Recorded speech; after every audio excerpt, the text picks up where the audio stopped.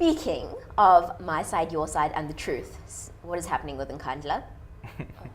Is there really my side, your side, and the truth? Or is there just the fact that the president took our money and built a whole bunch of stuff, like a chicken run, a cattle kraal, an amphitheater that's apparently not even an amphitheater, a fire pool?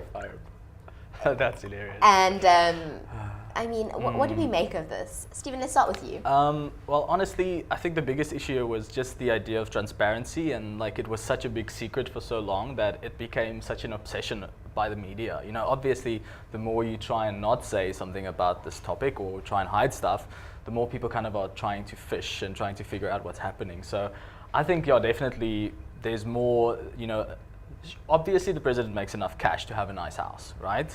But I do think that's a bit extreme. I think that's a bit far. I think the money was definitely overspent, and I think, you know, the kind of tendering that had happened to build those pools and stuff must have had a little bit of a kickback here and there. And I think that's the biggest issue I have with it. I don't think it's bad that, you know, the president built himself a nice place, but I do think this is a bit excessive. I do think it's a bit, you know, especially while you're the president. I mean, I would have waited maybe, you know, a year after like the next guy started, and then, you know, be out of the media.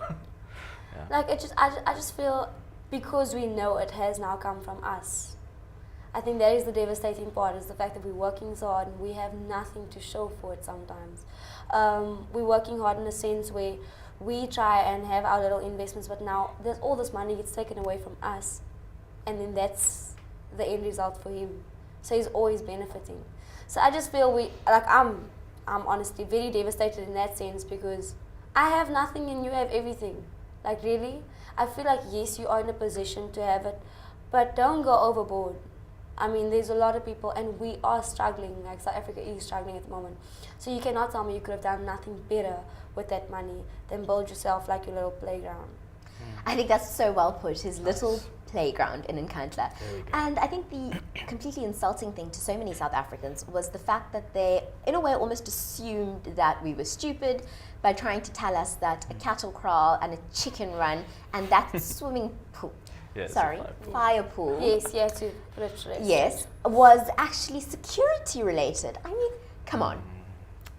Yeah, no, I mean, I don't see that as being a true fact. There's no way that like the pool is a fire pool. I mean, it has there has to be a on way. The side. Yeah, there has to be a way to create like a fire safety hazard. You know, to build a tower full of water or something, just to kind of house, you know, your emergency fire water. So no, I mean, I think the fire pool was a bit of an invention to kind of get away, you know, with the whole story. Honestly, it was just too much. Too much, like Kim's. Too much. Yeah, it was just. It was too that much. would be a reality show. Wow. Oh my goodness! That Housewives of Nkandla. Nkandla. That should be so amazing. fun, though. I would watch if they have that. to follow, like, if they have to follow him and his little life for a bit. We should call TLC and. No, but that's gonna make him money. So we don't want. He's got enough of ours. He's got enough of ours. Yeah, no, definitely. Yeah, no, I think you're right about the tax money. I think that's the frustration to most of South Africa. Yeah, it's when you know we've been working hard for it, and then it gets put into that. So. Absolutely.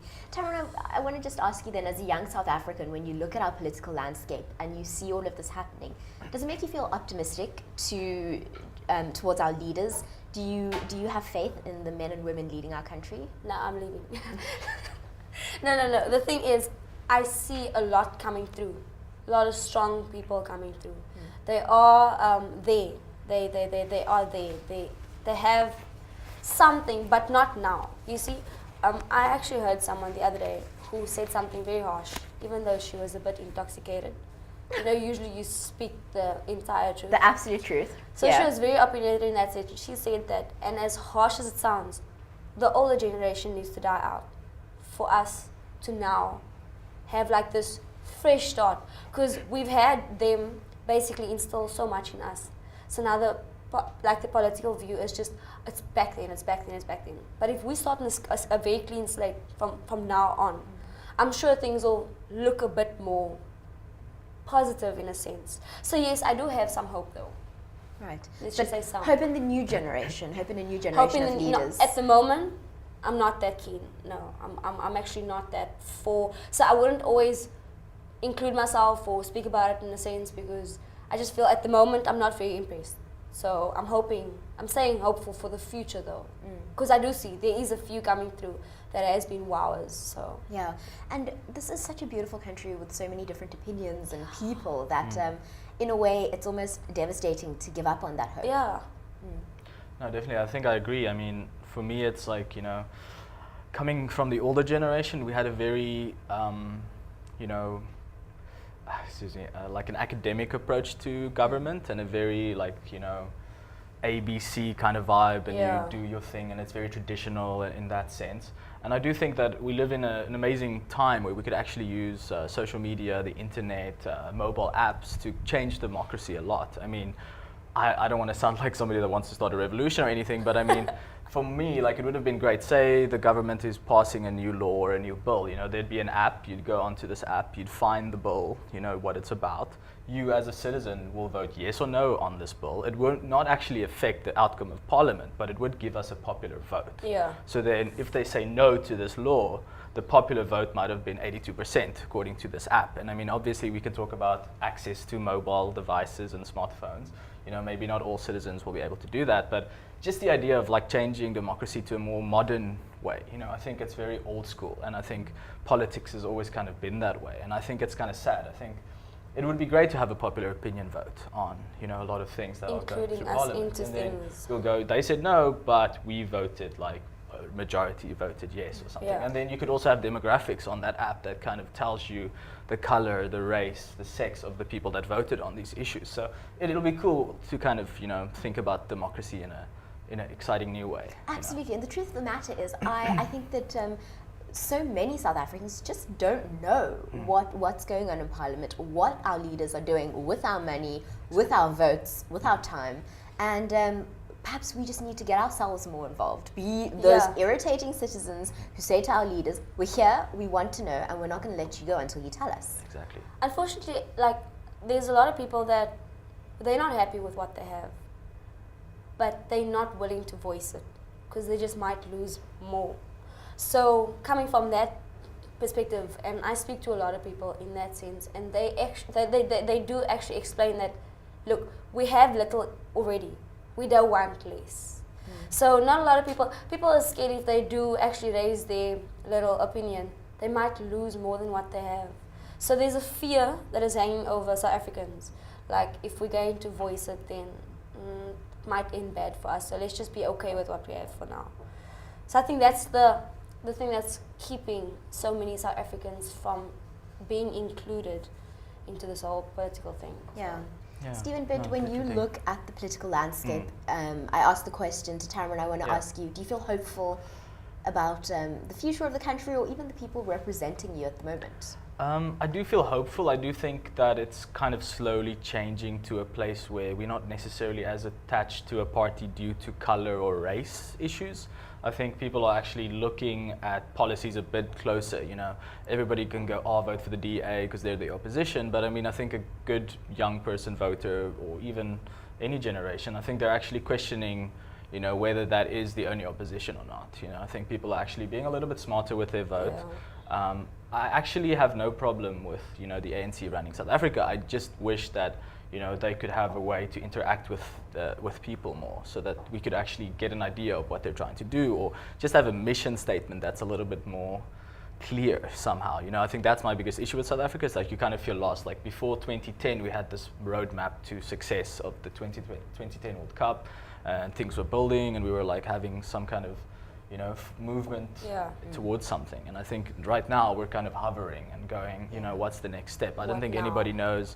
We've just got Nkandla on our minds, and then, And 2010, Yeah, you come to think of it, I all mean, the scandal scandal about with, how we the bribed money. our way to the World Cup.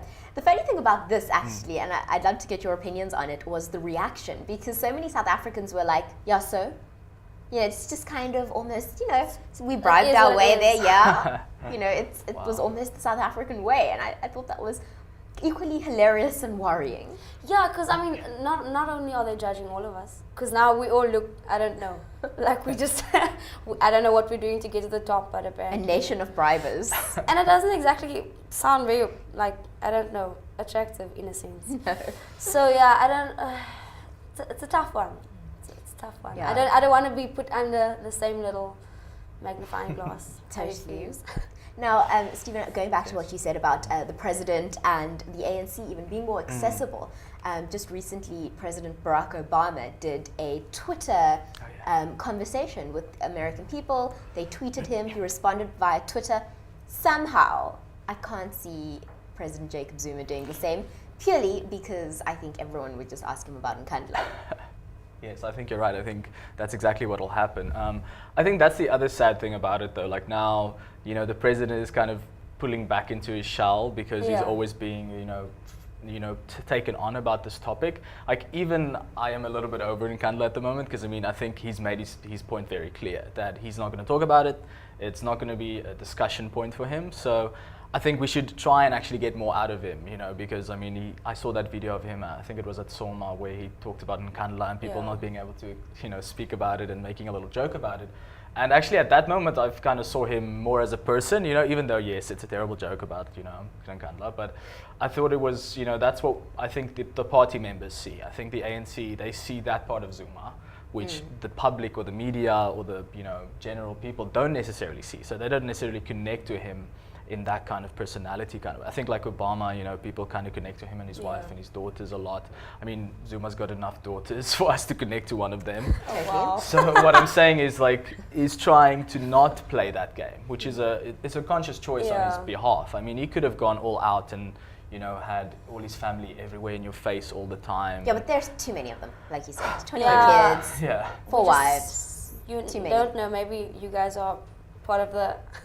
Maybe. Because there's secret so many. society. Because there's so many, you just don't know. We're probably all related to the president somehow. Yeah, somehow. I am convinced. We don't know. I don't know. And on that slightly disturbing note, we're going to have to leave it there. Before we go, Tamron, won't you tell us how we can connect with you via social media? Well, I am on Instagram. So it's always TammyB21 on the regular. And then Facebook is TammyB, just straight and straight. So you can ask me whatever you want to. I'm, like I said, very opinionated, so I don't mind. I like having conversations with people. Unlike others, I don't hide things. I'm very open. My life is there for you to see. If you want to judge it, it's up to you. Brilliant. Yeah, So so- we can have a look at your Instagram and your Anything Facebook. you want. And some of your Anything. photography work. Where can Yeah, we find it's that? on there. Brilliant. Everything is on there, so... Stephen, for you? Oh yeah, so also on Twitter, it's just at Stephen Becker, my full name. I also actually started at South Africans in 2007, so I've got about 17,000 followers, and I try and always retweet NGOs and like non-profits. So if anybody has something, Brilliant. just at South Africans me or DM me, and then I can retweet that. Also Instagram, Stephen Becker, same thing, and also I've got Stephen Becker Productions on Facebook. So yeah, people can follow me there. Excellent. South Africa will now be stalking you. We okay with that. Guys, thank you so much for Awesome, joining thank me you. today. That was great. Thank you for having us.